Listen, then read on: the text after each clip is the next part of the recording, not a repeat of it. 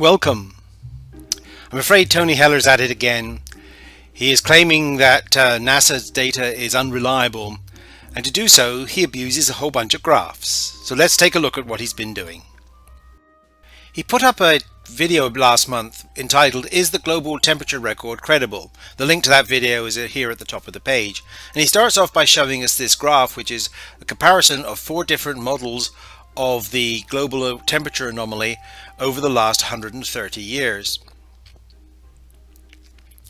They're in pretty good agreement, which would indicate that the results are fairly solid, but he takes issue with that, claiming that first of all there's only 0.5 degrees warming since the record began. So let's test that. I've put a box around this data with the lowest level of the box at the lowest point and the highest level of the box at the highest point. The lowest level axis is at minus 0.55. The top level axis is plus 0.65. And when I went to school, 0.65 minus 0.55 is 1.2 degrees centigrade, not 0.5 degrees centigrade. So he's already engaging in graph abuse by not being able to read quantities off the axis of the graph. Next he shows us this graph at 1 minute and 30 seconds into the video, saying this is a graph of NASA's data from 2001. Ooh, look how different it looks. Well, of course it's going to look different because it's on a different scale both in the X and the Y axis.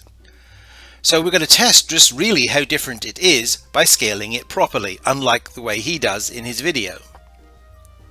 Well, let's start with the original graph and then overlay the second graph. Here we are.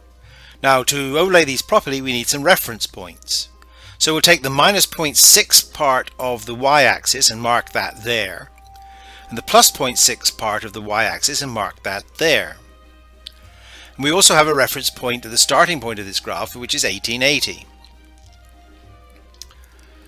So now what we're going to do is slide the top graph so it corresponds to those 3 points.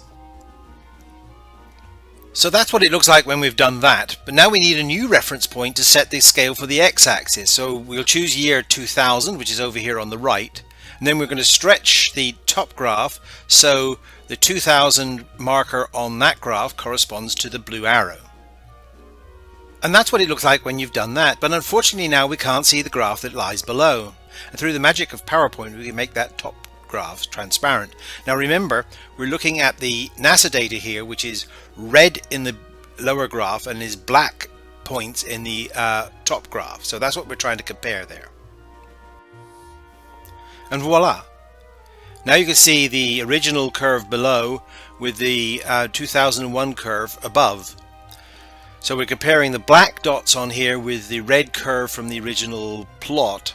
And you can see there's very few places you can see the red curve below the black curve because they're actually overlaying one another. So these plots are nearly identical with one another. And where there is a difference, it's minor, it's 0.05 degrees centigrade, and probably more to do with my inaccurate scaling than anything to be wrong with the graphs. If you don't believe that Heller is conning you, then do repeat the exact process that I just did and you'll get the exact same result, which is different from what he was claiming.